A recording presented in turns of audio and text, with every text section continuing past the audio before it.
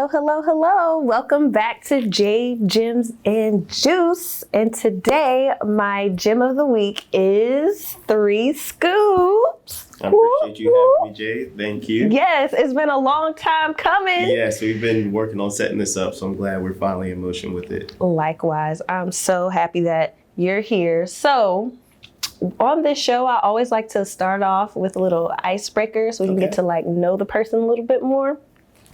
So it's really cheesy, but this is called 4 C's. So you're going to describe yourself as which cartoon character would you describe yourself as? A color, a car, and a cuisine. All right. I'll start off with the cuisine. Okay. So I have to say Southern food or neck bones is my favorite. Neck meal. bones? Yeah, oh, you really from the South. I am. You really from the South. You like neck bones. Yes, neck bones, rice. Yeah. I can eat that all day, every day. So that's going to be the cuisine there. A car, I have to say a Cadillac. Okay. Yeah. I used to have one, but I didn't treat it right. Yeah. You didn't treat your caddy right? No. You can't do that. Come on now. And it kicked out on me. Dang. But one day, I'll get another one. You'll get it back. And then cartoon. Oh, man, I haven't thought about a cartoon in a while. Yes, it's been a minute. Let's think. I would have to say...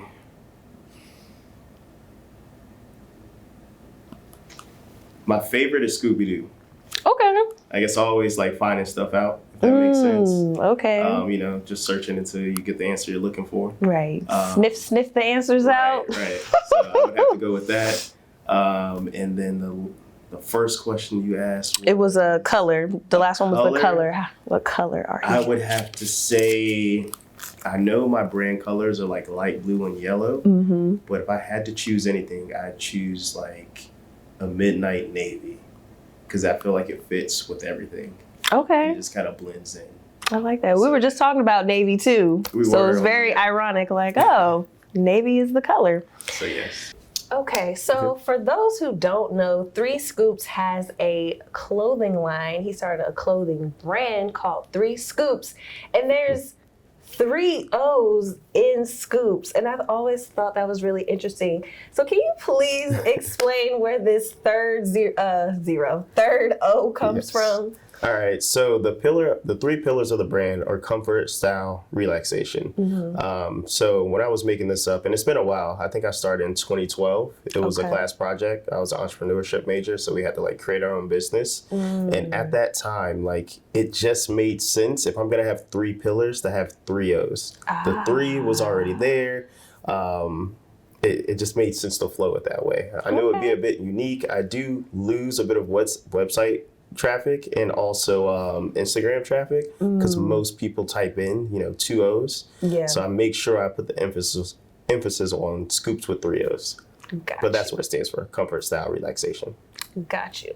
So you mentioned your colors are typically yellow and light blue, but you just released a new collection. Yes. What is that collection called? So it's called the Confident Collection. Reason being is I went to a trade show in New York in February, and I saw this swatch, and this is all it was, just a swatch of this this fabric here. And immediately within 3 seconds, I designed an entire piece. And I was just okay, I'm 100% confident this is what I'm doing this fall. No ifs, ands, or buts. I don't care how much it costs. I don't care about the logistics. We're going to make this happen. The only dilemma I had was, are we going to do a quarter zip or a full zip? And we went with the full zip. Got you. Yeah, I was going to say, I did see the full zips at the release party that he just did, which was really dope. But yeah, I was okay, these are fall colors. It was different than kind of the summery vibes and boat out on a yacht, you're yachting or something. That was the vibe. But this was definitely something different. But it's cool. It's definitely different. And I feel as a business owner, you gotta, especially being creative, you gotta kind of adapt and change and do new things and don't stay stagnant. So yeah. And a lot of it too is being from the South, I was big into, still am big into nature. So I don't hunt, but I go fishing a lot. So, we'll go fishing or we'll go camping or anything of the sort, or just be outside and have fun and things like that. So wanted something that represented the fall, but also kind of represented the South still a little bit. And then I'm a huge Patagonia fan as well. And I was like, I can compete with them with this. Yep. So just put a few more details on it and made it happen. Yeah, I definitely get that fall vibe. You said you like hunting and fishing, so I'm like, those would be some great outerwear pieces. Right. If you were in those type of environments, you had your the one that I bought, the rain like pullover. Yes. I thought that was really cool. And then your orange hoodie you have has that like camo in it, so that's definitely giving like Duck Dynasty in the woods somewhere, like doing what you gotta do. That's like hunting colors. Right. And I will say it's more aesthetic than functionality right now. Obviously, it will hold up. It's going to do a great job, but I'm still working to get it like top tier. Gotcha. You know, so it's really, really good, but I want it to be like really, really spectacular, if that makes sense. Got you. So the aesthetic is where I can play on the field right now until I can find those different fabrics that hold up in different temperatures and things like that. Got you. So that's what I'm wondering. How do you know like it's at your standard? So same trade show I went to up in New York. It's called Tex World NYC. They have this this fabric to where it comes with a heating and cooling system and it adjusts to the temperature of your body. It's very interesting. Yeah, you can purchase like individual panels, or you can like line the entire inside. It comes with like a small remote control, so if you want to turn the temperature up or down, it'll heat and cool that garment. And I just thought that was like the coolest thing ever. I'm still a little bit a while away from that, but at the same time, I know it's there. Yep. So it's like something to build to and get to. And I think that would be something that like most people don't see or even know exists. If I can provide that, especially from a like our community, I think that would just be fire. Yeah, and we're always gonna need clothes, even if a zombie apocalypse that they keep heading toward happens. We're gonna need something good quality to hold us down. So I know that you started this brand in college as a project. So what college did you go to? And then on the other end, like what made you decide to do clothes specifically for that project? I went to High Point University down in High Point, North Carolina. Okay. So small school there, but I guess the biggest like landmark is we are kind of near A&T, North Carolina A&T. Okay. So I used to go there a lot of time, hang out with our people. But in terms of what made me choose clothing, I've always been interested in clothes. Like even in high school, like me and my group of friends, the crew members, we all won best dressed together. So we all like have our individual style, but at the same time, like we look good collectively, if that makes sense. It's like although everyone's unique, we all don't look the same. And I feel like, especially right now, there's a lot of that missing, like the individuality part of it. You know, a lot of things are cookie cutter at the moment. So hoping to like bring back like, just people feeling more confident in trying something a bit different or being themselves and not always having to like follow the norm at the time, because it's going to change up and it's like, what are you going to do then? Like, are you just going to continue to follow the crowd, or are you going to maybe be a little bit more risky and do something that you really want to do? I think that answered your question. Or was I rambling? It did. Okay. So was the aesthetic always kind of like that nautical aesthetic for you? Because you said like you won best dress in high school and stuff. So have you always kind of had that aesthetic, or has it just kind of evolved into that? A little bit of both. So when I came back to Virginia, I was living in Florida at the time, and I was very like Southern. Like, I mean, I had like the 3XLs, nothing but Filas and Reeboks. Yeah, I was super like from the South, So when I got back here and everything was like a lot more slim fit, more colorful. Air Forces, like no one was really rocking Forces like down in like Georgia, Florida. Back then it was all Reeboks and Filas back then. So like as I got here, I slowly started to change into my aesthetic, which became a little bit like streetwear, I'll say. Like I did that, not as much as my friends. They were much more into it than I was. And then I went like pretty like prep and streetwear mix, more so on the prep side. Yeah, so I wore like a lot of Ralph Lauren back in the day. You had some Sperry's, didn't you? I do. I still wear Sperry's. Still wear Sperry's? Yeah, I just took them out my car yesterday. Oh, wow. So yeah, I still wear my Sperry's and things like that. And then in terms of like, I guess like jeans, I would always go to PacSun because they would have like the best, like most affordable raw denim, slim fit, like jeans at the time. Yeah. So that fit with like the prep aesthetic, and then I kind of just ran with it from there. So who are your like fashion inspirations, or were? Okay. So number one, where I can say most of it started, I guess with a lot of aesthetic, was Young Dro. I'm dating myself on this. Young Dro? Young Dro. Dro? From Atlanta? Yes. That's where a lot of the prep came from. So True, that was a phase back in the day. P-O-L-O, all I wear is polo. Exactly. So a lot of it came from that. Of course, Pharrell. Of course, Kanye. Yeah. Of course, Ralph Lauren. So I would say those are probably like the top four that I would say in terms of style. Got you. Yeah. That's kind of all of like a mix. So you literally taking like this, and that, and just made it your own. That's cool. Right. That's what you're supposed to do. Dro has this. I feel like Dro has the southernness and also the preppy style, but also street.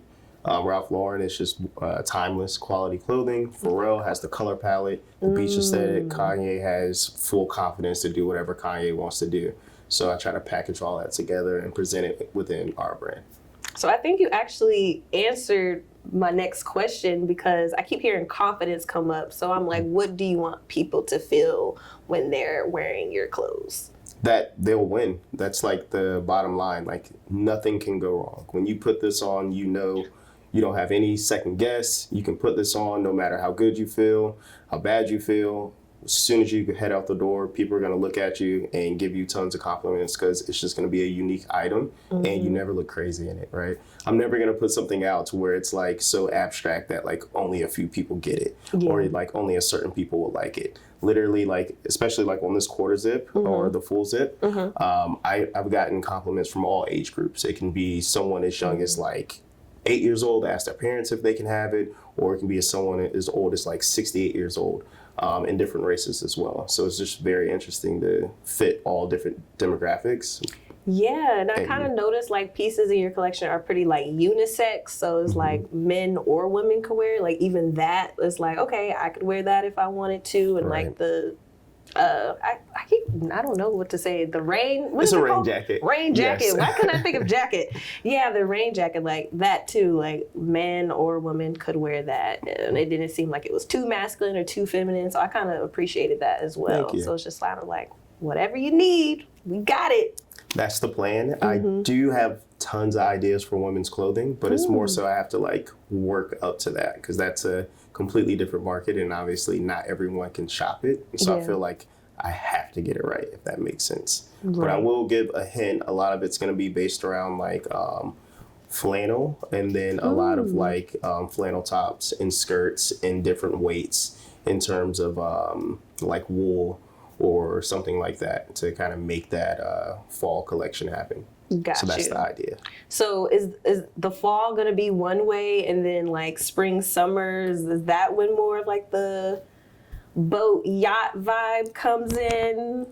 It'll be a mixture. I mean, the summer for the most part can always stand around the boating, the yachting, because it is summertime. Yeah. I actually have a hard time designing for the spring because I'm just trying not to be hot, right? Like so it's like, you know, I don't like doing as much t-shirts, honestly, because it's never like, it's rare you'll catch me in just a t-shirt. Like usually I'll have a jacket, a long sleeve, a button up, some type of pull on. Like I'm never truly like just in a t-shirt, and I only try to make like what I'll actually wear. But I know like I have to provide for everyone, so I will make them still. But it's not like, it's just challenging for me to make for the summer. So finding these new manufacturers would be super, I think, like broaden my horizons, so I can maybe try something a little bit different that's not standard. Right. And then for the fall, I love the layer. So I like, you know, you have a jacket, you got a sweater, a hoodie, you got a button up, you can layer it with a long sleeve under it. You can wear different bottoms towards it, like boots, socks, like belts, all the accessories. There's so many different things you can do. So it really just depends, but I will say future collections, a lot of them will be based around travel, and then certain activities. Okay. So let's say it's a yachting club, or a hunting club, or something of the sort in terms of that, and really build out that scene and show ourselves in it. Got you. So, I mean, do you see a good amount of Black designers in that space now? Just the yachting, hunting, or whatever type of apparel? There could be. I don't see it on the day-to-day. I also don't search for it. Gotcha. So fair enough. So it could, I just don't want to say like, no, I don't see it. And there's like, next thing you know, there's like people saying all these brands, right. like they do this. I really have no idea. Yeah. But I'd love to see it. I will say, when I do go in certain areas, and I grew up in the oceanfront type area, well, near the oceanfront type area, not, and played soccer with a lot of people that lived down there. So I was exposed to that culture a lot. And we're not always there. And if we are, it's more so like here and there, or like you're invited for a small time, but you're really not of it, if that makes sense. So it's like, well, why don't we just have our own and we don't have to worry about being of you? Right, just solve all our problems. Right. Just do it ourselves. And we'll do it the way we like it. So do you feel like you've been getting love from like other Black entrepreneurs in the area? For sure. Support? Yeah. It's a really good community. It did take a while to build up. Yeah. Just because I was gone for so long. When I came back, I really didn't know much outside of who I already knew. And then of course, like as we get older, my friends have kids, and everyone has jobs, so it's hard to catch up. You got to set a firm date like 3 months in advance, even to catch up with somebody. Calendar, send a Zoom, Google invite, something. Exactly, we still have to do that. So it took a while to build traction. But what I would say really helped is just like being punctual. I know I was a little late today, but being punctual in terms of like actually showing up, having a positive attitude, willing to help out, and just, sharing for free. Yeah. That's a huge part of it. It's like, it doesn't cost anything to throw something on your story or promote on your page and things like that. So like just showing that extra bit of love, which I would like people to do for me, just do it organically and things happen. Yeah. So speaking of showing love, I know you have a nonprofit called Sow and Grow, which is really cool. So I would love you to tell the people a little bit about that. I was looking on your website, and I was like, oh wow, like this is really nice to like be giving back to kids especially. And I watch a lot of like competition shows and stuff, and I know like they'll have to make their own clothes or something, and people are like, I took one sewing class and I was able to like just have the at least fundamentals, the basics to do something else. So I think it's really great to just teach that skill. Like that's such a nice tangible skill to have. So just tell us a little bit about Sow and Grow. Yeah, of course. So I started that, honestly, out of necessity. And what happened was I used to get in blanks, cut the tags out, and then sew in my own labels. And I didn't know how to sew at the time. So I was always at the mercy of seamstresses. And I would get it, take it to them, thinking like, oh, that's only like 20 shirts. She can knock that out in 2 days. No, 3-week timeline. And I'm like, okay. Or I got to pay a rush delivery fee. And, now I got to charge $10 extra on that shirt because it costs me $9 a shirt to get the tag sewn in without the tag price. So like, as that was happening, I was like frustrated and like, okay, there has to be a way around this. So just hit YouTube and then bought all the supplies. I'm big on reading, so I went to the library and probably checked out like 2-3 books, read those. Once I felt comfortable with it, I reached out to, her name's Lola. She's awesome. She's a great sewing instructor, and she has her own brand as well. Cool. So reached out to her. She hooked me up with some sewing lessons, and then I kind of got started from there. And after I got going and things like that, I was like, you know what, like this could be something super helpful for other people to learn. It doesn't take a long time. You don't need that much resources. And then it also locks you into a focus as well. So like, it's kind of therapeutic when you really get in the zone and you can knock out all the like everyday noise and just focus on what you want to focus on. So that's when I started Sow and Grow. And pretty much we work with high schools, we work with colleges, youth organizations, and I have a team of sewing instructors. We show up, we bring all the supplies, and we usually take a t-shirt and turn it into a tote bag. Oh, wow. Yes, and they love that project because they get to take an old t-shirt or something they grew up with, or, just something that they enjoy, and they carry it all the time. And then the reason for bringing the sewing instructors is, for one, they're way better than I am. 2, they do this on like a day-to-day basis. So like they're a lot more organized. Yes, I organize the event, but when they come through with the structure and the plan, and this is how we should flow through the session, Like that's their bread and butter, so I don't get in the way of that. Yeah. And then also for the students that want to take it to the next level, they have a direct person that they can stay in contact with and sign up for more sewing lessons. So it kind of benefits everybody all at once. Yeah. So is it like an after school program for them type of situation? Or? For the students? For the students, yeah. Some teachers have me come in for like their class, because they do like block scheduling, so it could be 90 minutes. So sometimes it's after school, sometimes it's during class. It really just depends. Like for ODU, they actually have a fashion program there, and they're having a fashion show on the 10th. So we went during one of their class sessions, and they had all their students in there that were putting together their designs, and a lot of them didn't know how to sew. So it was really great that we showed up and, was helping them deconstruct and saying like, oh, we can help you make this, we can help you do that. And I think we ended up spending like 2.5 hours just like knocking that out and helping them out. I wish we could have gone back more, but again, everyone works. So the schedules are hard to like connect sometimes, but it was really, really good and fun for everyone. So do you pitch like the schools or the program? Or for the most part, yeah. Okay. Yeah. You're like, hey, this would be a really great addition to whatever. And I'll go on like school websites. I'll look up the teachers that I think, I could work with, or the departments I think I could work with, and just send them an email, shoot my shot, go in, try to meet them. Yeah, that's all it's about. And try to vibe from there, and then set something up.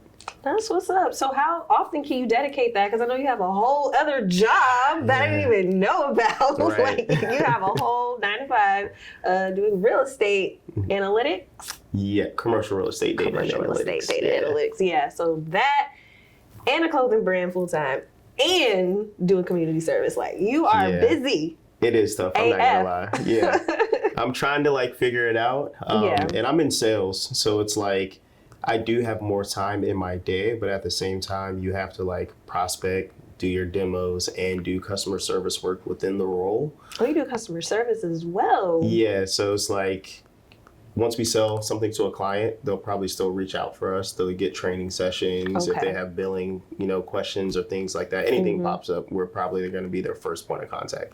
I would love to, send them to another department for help, but it's only right since they trusted us or trusted me personally with their business that I help them out. So doing that, and then trying to find the time to, be creative. And then also like I do wholesale and manufacturing. So that's allowed me to do less collections, because now I'm helping other people create their collections and their items and things like that. So like the customer service side of that, and like just making sure the manufacturer's doing what they need to do, and invoicing and all that stuff. It does take time. I do enjoy it, but sometimes I like just want to disconnect and be like focus on myself. So how do you do that? If you're like constantly giving to so many people, it's important to like give back to yourself when you can. So what are some of those things that I guess are your self-care, or you give back to yourself to like just decompress from it all? I'll go play soccer. I'm a big time soccer player. So like I'll definitely go do that. I'll work out, go to the gym, go hang out with like friends and family. That's a big thing too. Go to, grab a drink, chill. Like I won't say do nothing, but talk about other things than what we do on a day to day. Right. And just have fun like we used to. That's a little bit harder to do because again, everybody's got everywhere. Their own lives and stuff and schedules.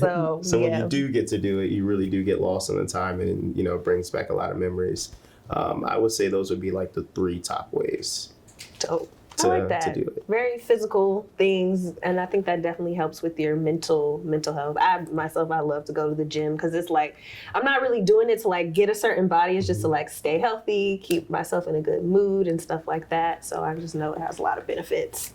And a lot of the times, that's where ideas come from. It's like when I'm doing something completely different than what I probably should be doing. Yep. The ideas start firing, and I'm like, okay, this makes so much sense. How did I not see it before? It's just because sometimes you get lost and you're like in it. Yeah, it's autopilot. Yeah, trying so hard to figure out the right answer when it's literally right in front of there. you. Yeah. In my business. Yes. You in my business. So I want to know, because again, on this platform, it's also about inspiring other people, like potential entrepreneurs or people who are already entrepreneurs. And so tell me about like a time like you felt like you failed in a sense, but like, how did you overcome it, or what did you learn from it? How did you move past it? How did you change that from like a negative to a positive? I mean, I go. Sorry, go, that was go a lot of no, that's questions. fine. No, that's fine. I was just mind racing. I was like, oh, I have so many answers for this. So I will definitely say, in terms of manufacturing, like I have messed up a lot of product of my own because it was such a learning curve. I had never done it before. So it was like my very first manufactured item. I loved it aesthetically. It was beautiful. It was a rain jacket, matter of fact. But I built it exact, and I didn't understand that fabric didn't have any give. So it was like, if you wore a large, you needed like a 2-3 XL to fit it because there was no room to maneuver in it. It was just so tight. And then from there, like, obviously I couldn't really sell. I didn't feel comfortable selling them online because I didn't want people to feel like I got you. I mean, I have a really good return policy as well. But I'd You rather, always like to say that. Yeah. I have a great return policy. Yeah. Because, stuff happens. You know, you get home, you try it on, and you're like, oh, this doesn't fit the way I want. And I'm just like, it's no problem. Like, we can make it work. Yeah. So, my bad, I lost my train of thought for a second. But with the manufacturing, it had no give on it. And from there, I learned, started doing a lot of studying on, the fabrics that I was using. Yep. And then I went out and, purchased rain jackets that I really, enjoy. And I saw the difference. I was like, oh, none of these are cut as is. They add, 3-4 more inches to each size so people can maneuver on it. You actually have room in your armpit now. So, when you put it on, it's not, hugging. Right. And you're actually comfortable. So, whenever I'm working with new fabrics, I usually go out and purchase an item similar to that so I can deconstruct it and learn a little bit more about it now rather than just jumping fresh in because I'm excited. Got you. So is there have you ever seen Project Runway? I have. And, they go in the mood and have all those different fabrics. Is there a place like that out here You where can you're go able to feel them and You can. More so Fabric Hut is probably going to be the most local one if people want to shop local. Yeah. And then there's Joann's. I forgot about Joann's. Honestly, those are the main ones. I'm sure there are other ones, but those are going to be the two easiest to locate. Okay, because I'm just thinking, how do you get to know what the fabrics feel like? Because I guess you have your own clothes, but then just kind of understanding just all that stuff that you just said about the material, how's it going to stretch, is it going to be too tight, what give, how do you really get to know that? So what I suggest to all my wholesale clients or people that are purchasing items through me for themselves, if that makes sense, is if you want to make something, go find your favorite item that is similar to what you want to make. Makes sense. Whether that's in your closet, whether you have to go to a store and window shop, just go find, this is exactly what I want to do, but in my own style. And that's going to tell you almost everything you need to know in terms of expectations and to explain to me what you want to do. Right. So, okay.